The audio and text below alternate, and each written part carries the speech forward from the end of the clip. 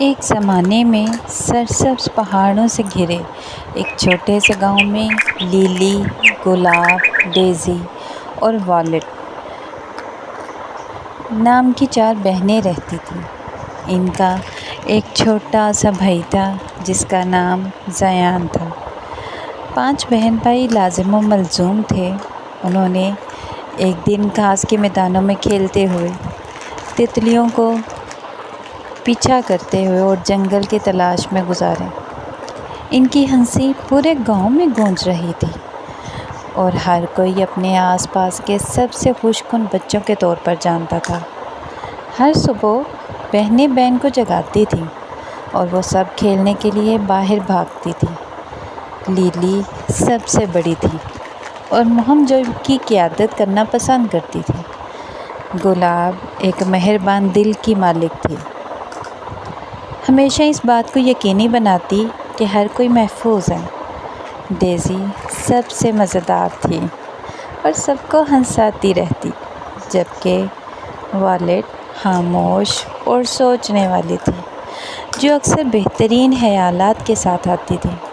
اور چھوٹا زیان اگرچہ چھوٹا تھا لیکن بہادری اور توانائی سے بھرا ہوا تھا۔ وہ اپنی بہنوں سے بے حد پیار کرتا تھا اور ہر کام میں ان کے ساتھ رہنے کی کوشش کرتا تھا۔ ایک دن وہ جنگل کے کنارے کھیل رہے تھے کہ ایک عجیب و غریب طوفان آ گیا۔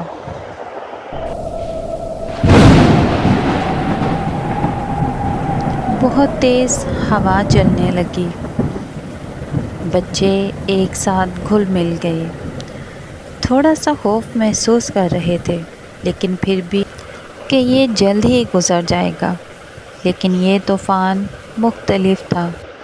یہ بہت شدید تھا، جو کہ انہوں نے پہلے کبھی نہیں دیکھا۔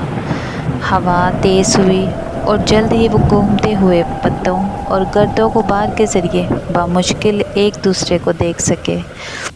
بہنوں نے زیان کو مضبوطی سے پکڑے رکھا، اسے طوفان سے بچانے کی کوشش کی۔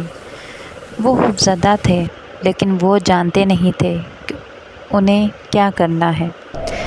جیسے ہی طوفان اپنی بدترین حالت میں لگ رہا تھا، ایک تیز، بہت تیز آواز فضا میں گونجی۔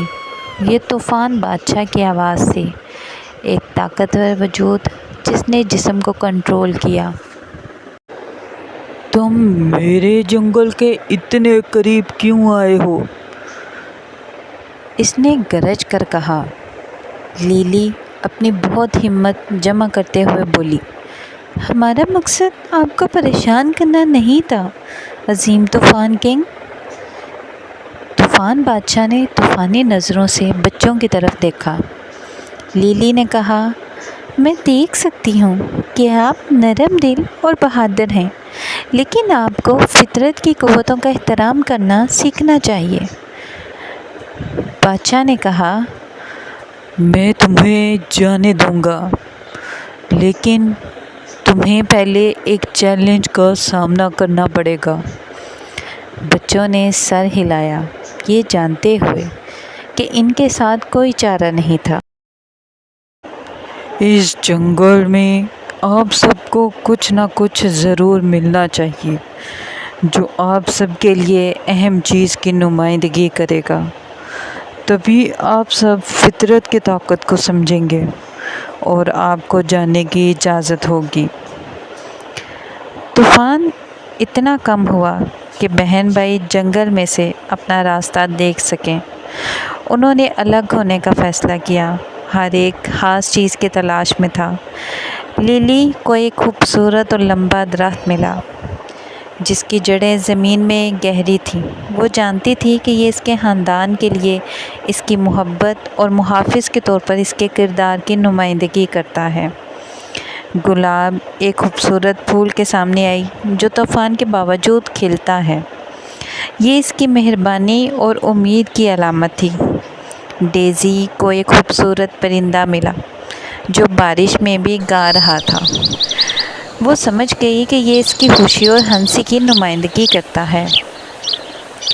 وائلٹ کو ایک پرسکون درخت دریافت کیا कि इसकी सतह हवा में भी पुरसकून थी और इसे एहसास हुआ कि ये इसकी दानिशमंदी और फ़िक्रमंदी की अलामत है।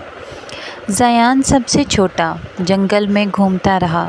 फिर इसने एक छोटा सा खोया हुआ मेमना देखा जो सर्दी से कांप रहा था। ये जानते हुए कि इसकी ताकत दूसरों की देखभाल से आएगी, उसने उसे अपने बाजुओं में ले लिया।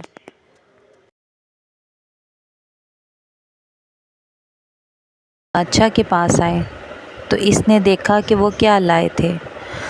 उन्होंने कहा, आप में से हर एक को वो चीज़ मिल गई है जो आपके